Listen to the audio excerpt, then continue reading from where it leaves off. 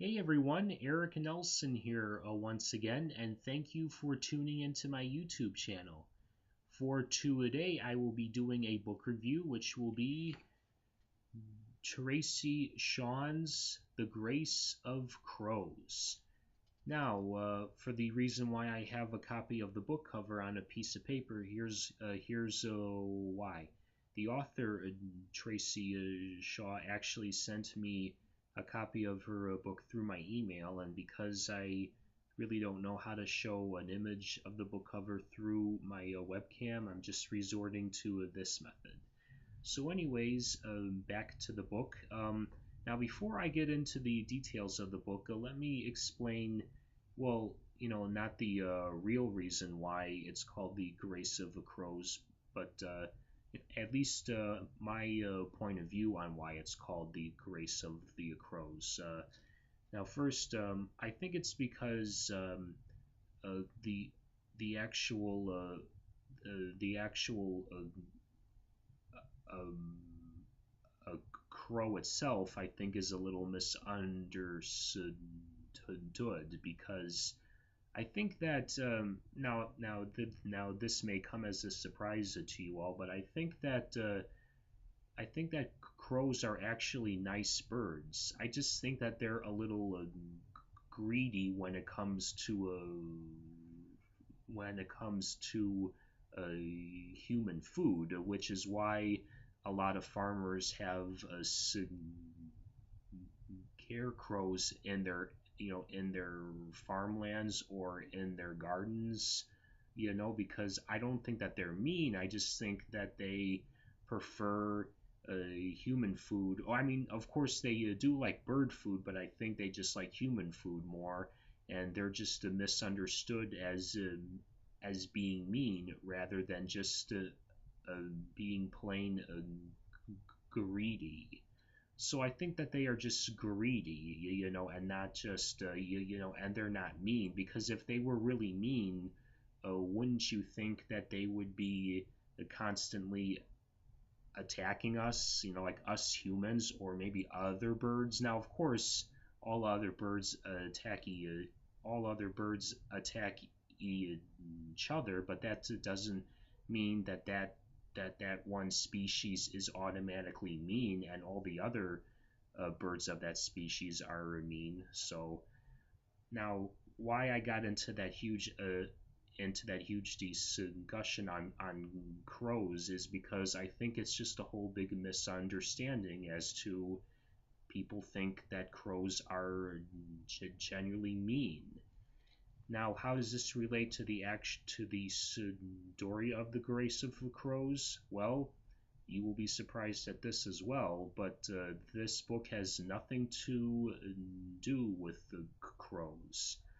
From my point of view, it actually has a lot to do with the misunderstanding.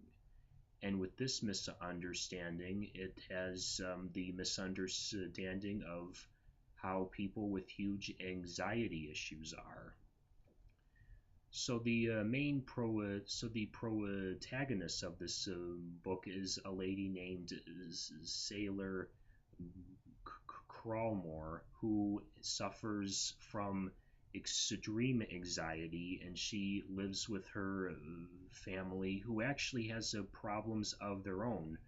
Her mother is getting a lot older, and she's having some problems with her getting old. As I'm sure everybody does when they feel like they're getting old. And she also has a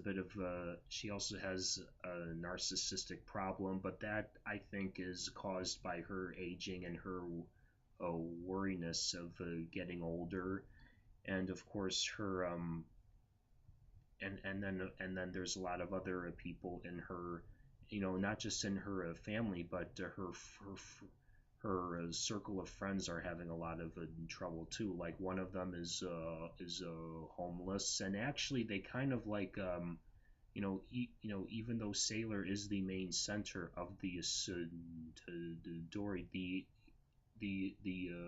book, it goes into great detail of all the characters and all their problems.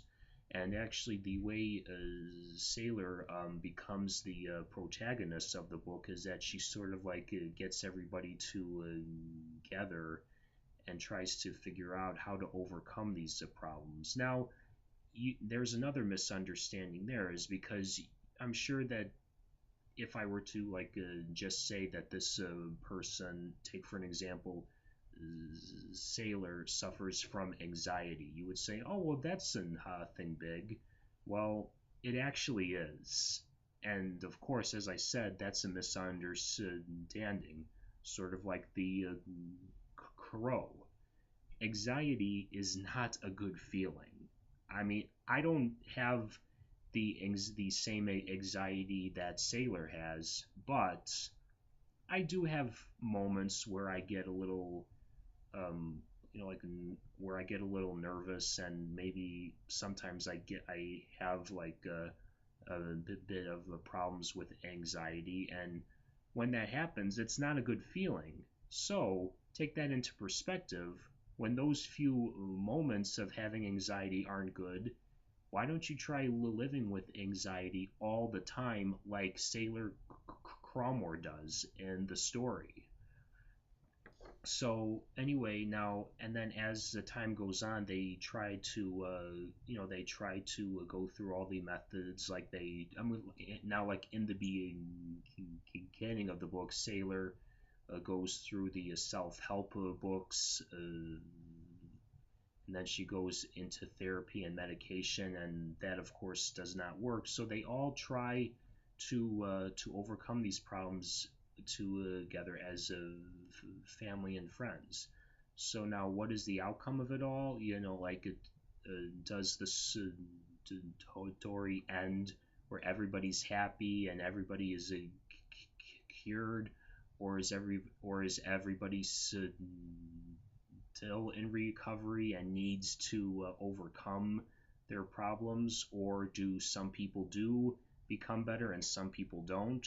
Well, I'm not going to reveal that, because I personally believe that you should read the book. It's actually, I not only do I think it's a great book, I think, and not only do I think it's written well and has great character development.